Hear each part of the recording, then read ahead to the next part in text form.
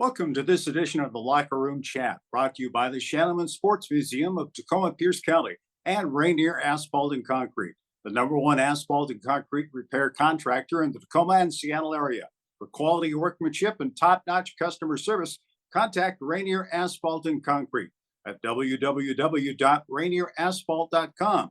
Let them know you heard about them on the Locker Room Chat. Today from the vault, we're pleased to share with you an interview conducted by Bob Robertson in 2010 with Ken Still, golf professional on the PGA Tour for 23 years, competitor on the Senior Tour, a member of the 1969 U.S. Ryder Cup team, and longtime supporter and ambassador for Tacoma Pierce County athletes. Ken Still, where were you born? I was born in Tacoma, Washington, February 12th, 1935. And you grew up here and I grew up all your life? Yes. I was born on North 7th and Stevens, and our family moved to University Place in 1937. Where did you go to high school? Clover Park. Did you play sports, including golf there? I played a little baseball, and Harry Lang was our coach, and he said, Dick Wallace was our third baseman, and I was a third baseman. I was kind of in and out there, and he says, Ken, I want you to go to the golf course. So I did. What golf course did you go to first? Well, I started caddying at Fircrest Golf Club in May of 1950. And then I caddied there and then till about 1952. And then I went to work in the pro shop. But when I was on the golf team at Clover Park, we played Tacoma Country Club, where Chuck Congdon was the pro and did a great job for our team. He was fabulous. Where do you consider you really learned to play golf? Fircrest, without a doubt. Who was your pro and your teacher there? Well, John Rudy is the one that hired me as a pro. But my real downright pro was Aki Eliason, who ended up being the pro at Alomar Golf Club. He was just, he just believed in me, and in everything that he said, I just took it to the bank. And he was unbelievable. Did you play on the high school golf team? And Yeah, I did. Well, I was #1 man on the team, and I had a 17 handicap. So we didn't win the state championship that year. But in 1 year, the year later, I went from 17 to 0 in a year. And I did that by hitting about 600 balls a day and self-taught before I got to Aki. And then I would play 36 holes a day, weather permitting. Did you go on to play in college? I didn't go to college. I turned pro right out of high school. I turned pro on November 16th, 1953. Went to work at Fircrest Golf Club under the tutelage of John Rudy. He was the pro there. And then I worked there for 3 years, and then I got the inspiration. Maybe I should try this game on a little higher level. And then I went down to California, and I played in a few tournaments down there with the big wigs, not on the tour itself. And I finished 6th, 2nd, and 9th. And I thought, my gosh, this just can't be me. Playing with Ben Turry and Charlie Sifford and Smiley Quick and all those guys. And then in 1960, I qualified. We had 425 guys qualifying for the LA Open. I'm the only one that broke 70 out of 425 guys. Now I get in the LA Open, I shoot 69.71. I'm in third place. I'm ahead of Palmer, I'm ahead of all these guys. But my experience lacked. 83 in the third round. And as I look back on it now, I can see why I shot 83, because I mean, I just didn't have it.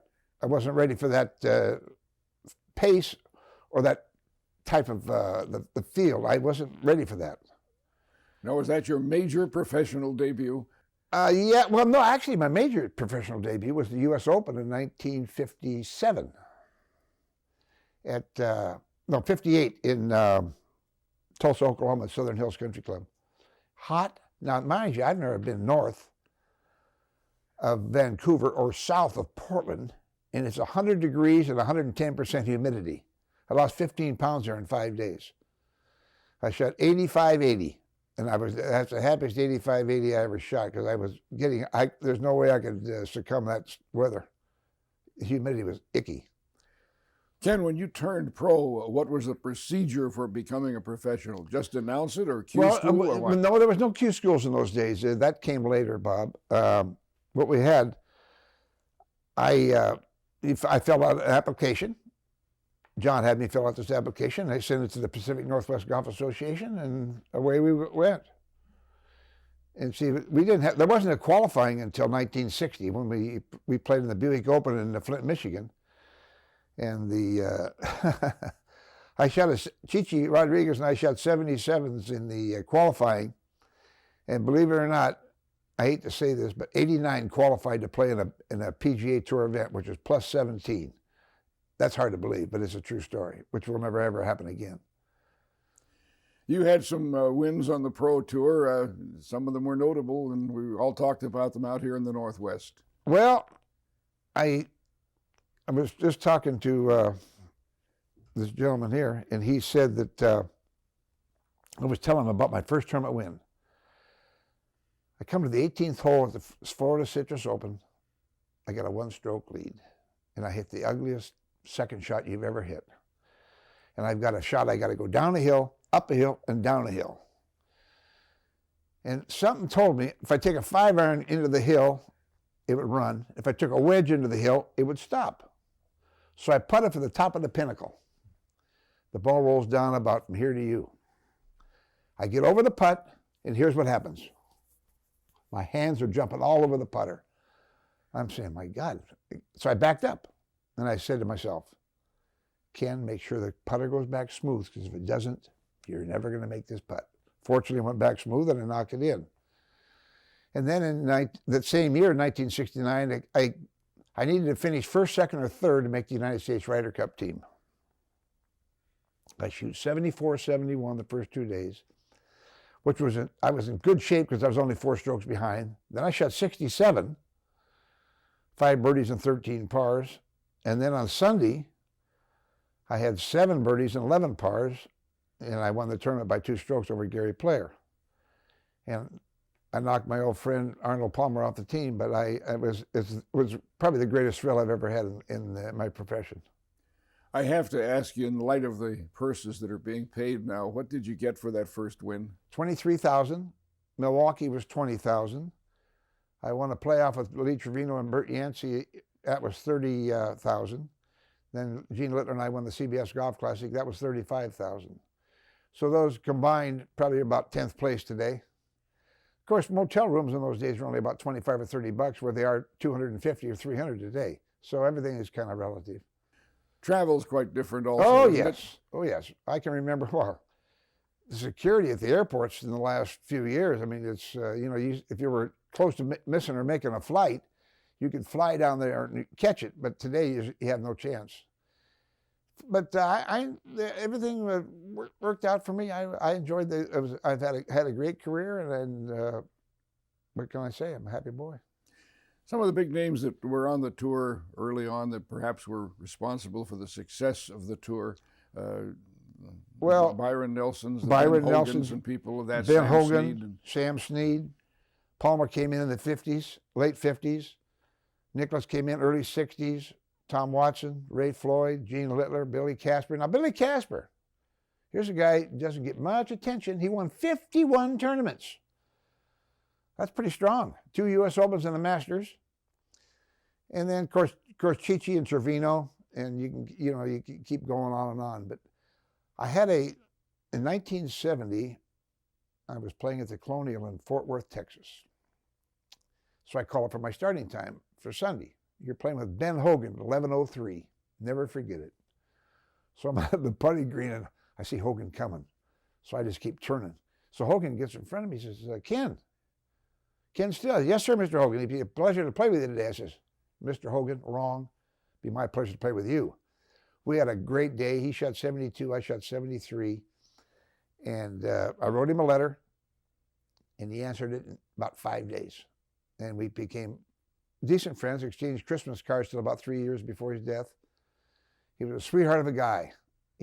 People didn't know that side of him. I didn't even know that side of him until I got kind of acclimated to him.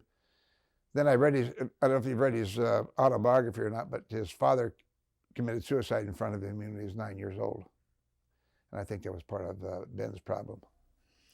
Some of those players at one time played in a major tournament in Tacoma. Yes, sir. Fircrest Golf Club. As they did. Did you have an opportunity at that time to play with any of them, or were you younger than that generation? Yeah, I was younger. I didn't. They played in 1946 and 1948, and I didn't start caddying there until 1950.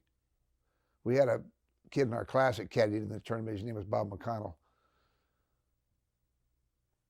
But Fircrest, and then we had the Karting World there in 1960. Palmer was there. The whole gang was there.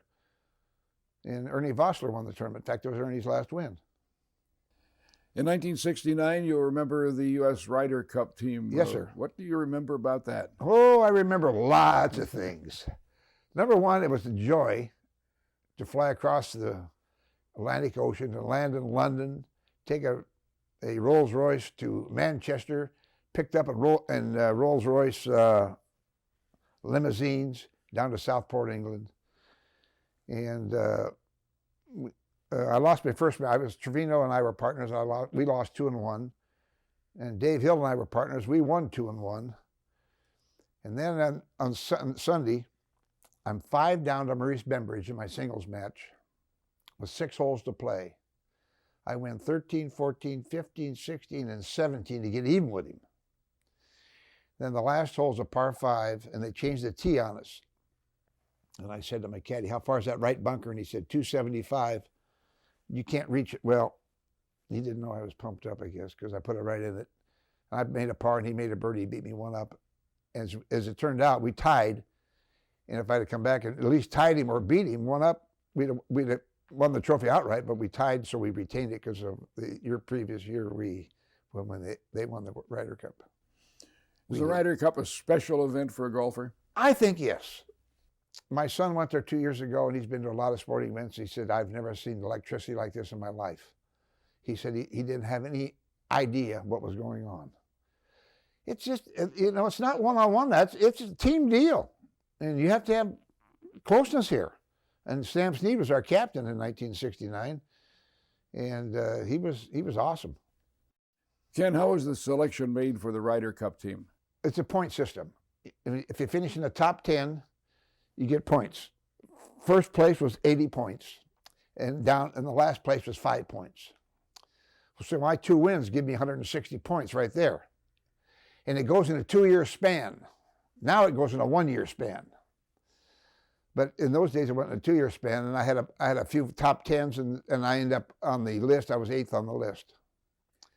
How long did you play on the PGA Tour? On the PGA Tour, I played from 57 to 85, and then from 85 to 96, I played on the Champions Tour.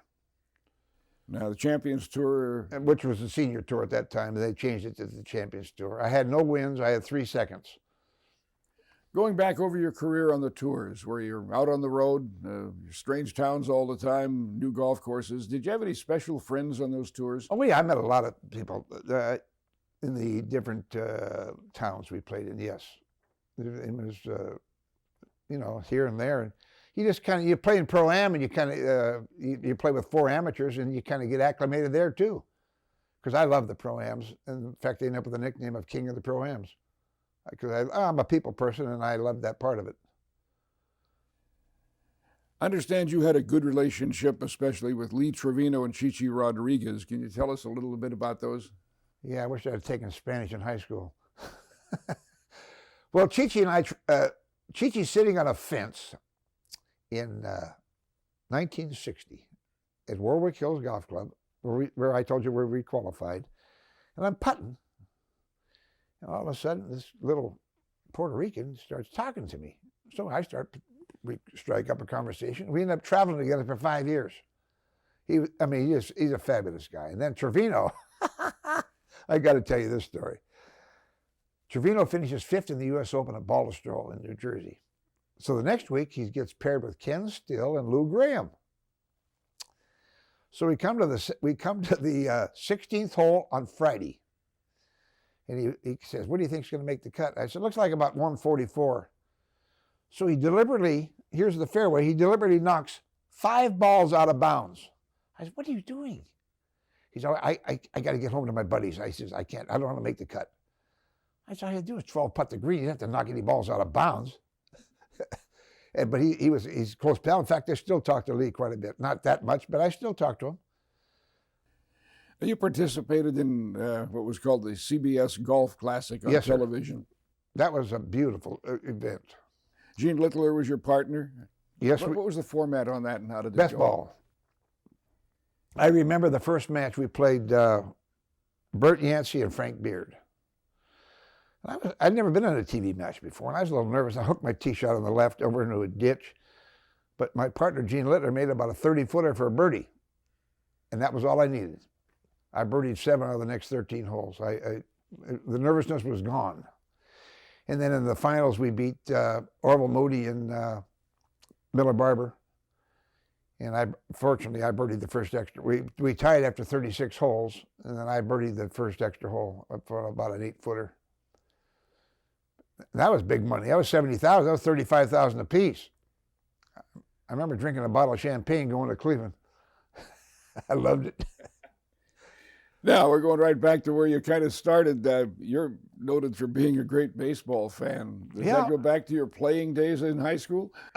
Before that, my father kind of got me racked up in baseball, and I thought maybe at one time I might be a Major League Baseball player. But when I went to the golf course, my fantasy was gone with baseball, and golf entered and stayed. 1973, you signed a contract with the Tacoma Twins of the I Pacific did. Coast League. You put on a uniform. You I were did. in the dugout. Tell us all about that. Well, Stan Nakarada, who was in the president and general manager, he said, we need to get a little excitement going here. I said, So I signed a contract, $1. And I coached him first base. Cal Irmer was our manager. And I wouldn't have done it, but I have a baseball mind. I still do. And I follow baseball very closely. But I'm going to tell you about this one play. Bob Gorinsky, we had one out. I forget what inning it was, but anyway, we had one out, and Gorinsky hits one over the third baseman's head, kind of into the left field corner, but not into the left field. And with one out, I give him the wave sign. Come on, move it. And he goes into second, safe. And so when we got to the dugout, Cal Irmer says, why did you send Gorinsky to second base on that play? I said, well, number one, the left fielder had to go over and grab it, set and throw, and there's one out.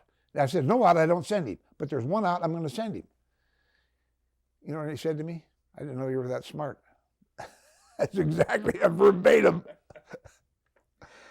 In your baseball travels, you became good friends with a young kid named Sandy Koufax. Sandy Koufax, talked to him last week. Sandy Koufax, I met Sandy in Wrigley Field in 1964. And Ray Floyd and Jerry Steelsmith and I went up in the locker room, and they were playing a doubleheader that day. And we went up there, and I walk in.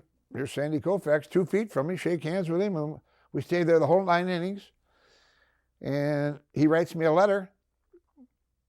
He says, you and I should play in the Bing Crosby next year, which we did.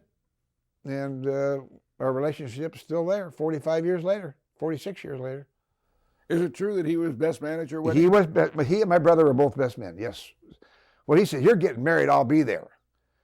And Sandy's been a tremendous friend. There's a guy that can analyze.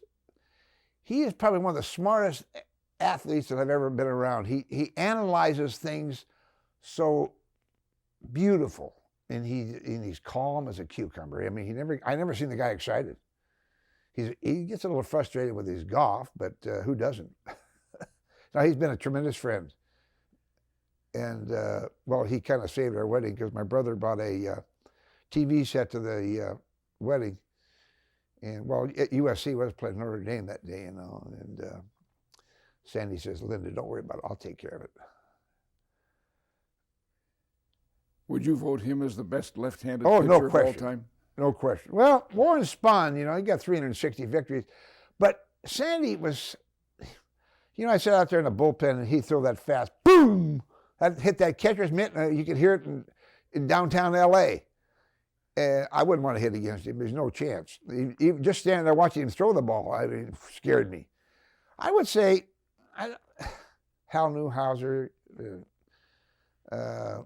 and, you know, you can go on and on and on. I would say Sandy's got to be in the top 3, 2.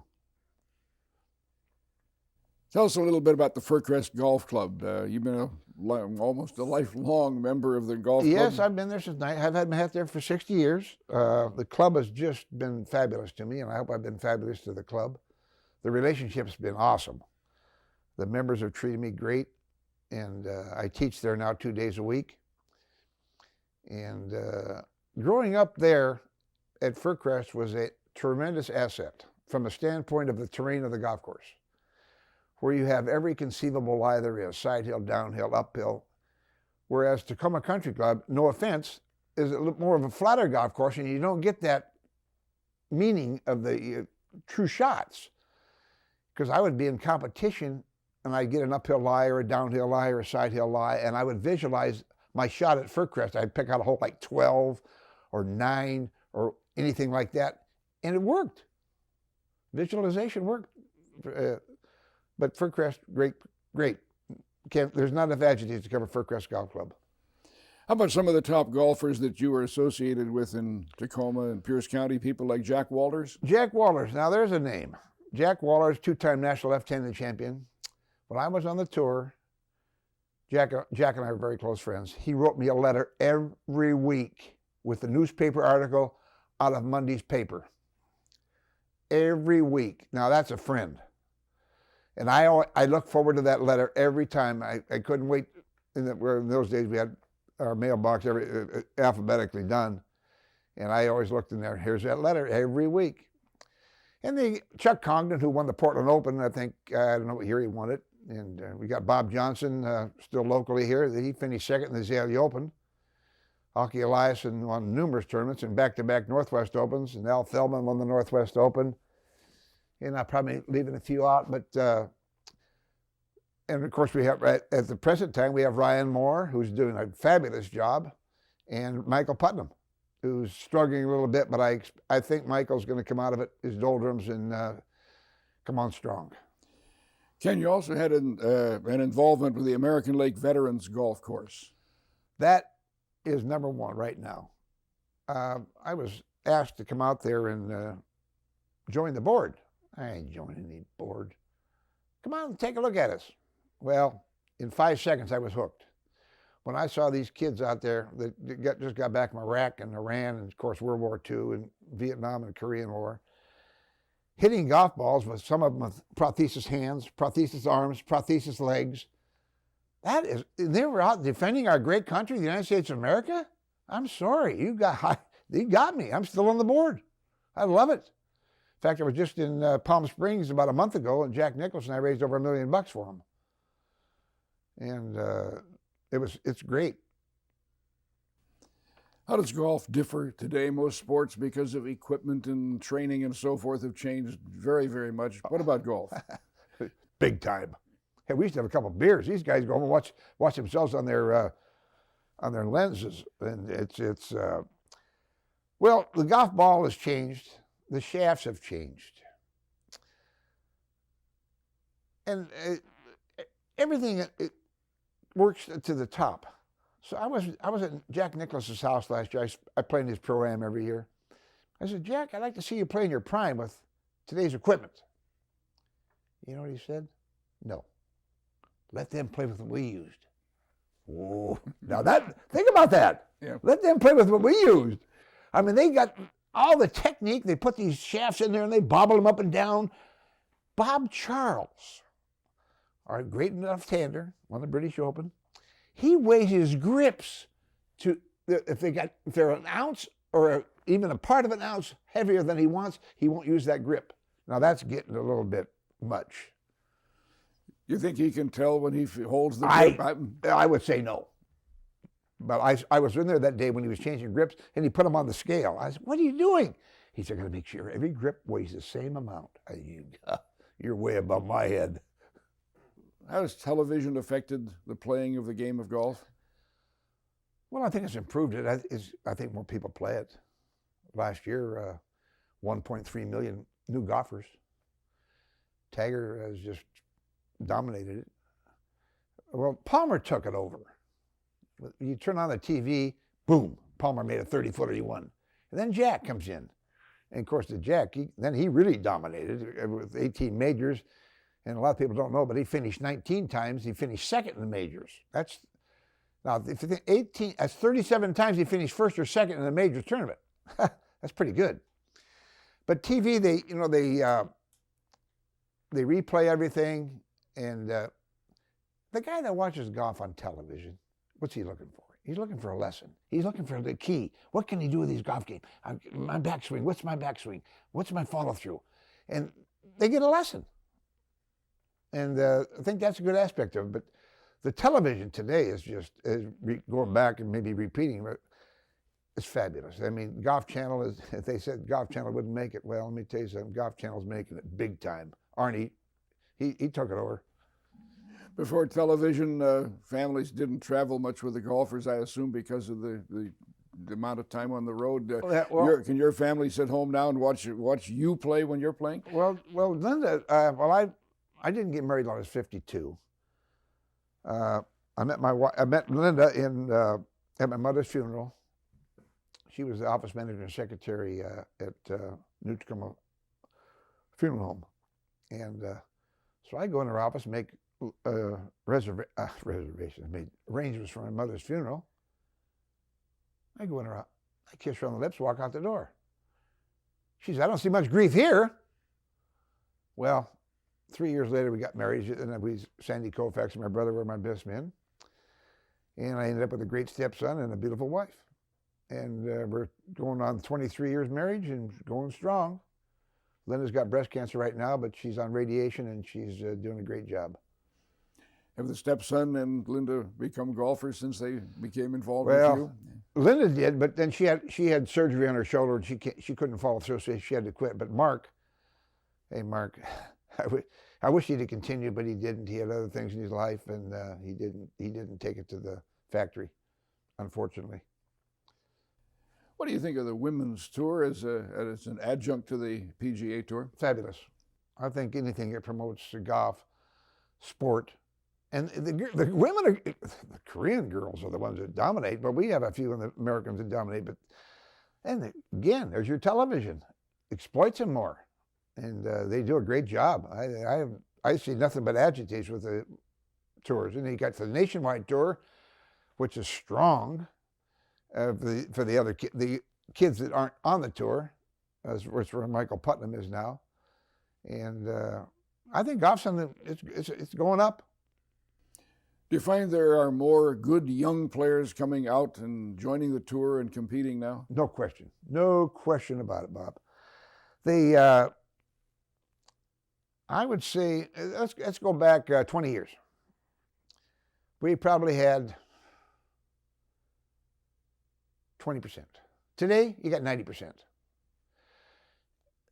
In the old days, the kids golf was a sissy sport. I used to take my clubs to school on the school bus. Ken Still's a sissy, he plays golf. Well, that turned out wrong. But no, the kids today, look at the programs. We host the Bellarmine High School at Fircrest Golf Club and also Curtis High School at Fircrest Golf Club. And the kids, they take the game very serious. We have a great junior program at Fircrest Golf Club, which I'm involved in. And it's a different ball game than it was 20 years ago. The kids are excited. They've given up football. They've given up basketball. They've given up baseball. They're all playing golf, girls and boys both. I think it's great. Television and money both involved there? Money a little bit, but I don't think television, no. Ken, we now have a links golf course in we do. Chambers Bay and University Place. We do. What exactly is a links golf course? Well, links golf course, that's a good question. It's kind of a flat in design with placed bunkers here and a lot of rubbish here in the rough and stuff like that. It's near water, but of course we got Commencement Bay there, but which doesn't really come into play, only on a couple of holes over there in the back nine, 15 and 16 and 17.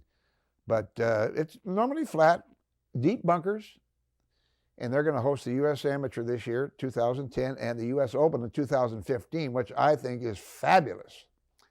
I'm looking forward to both of them personally.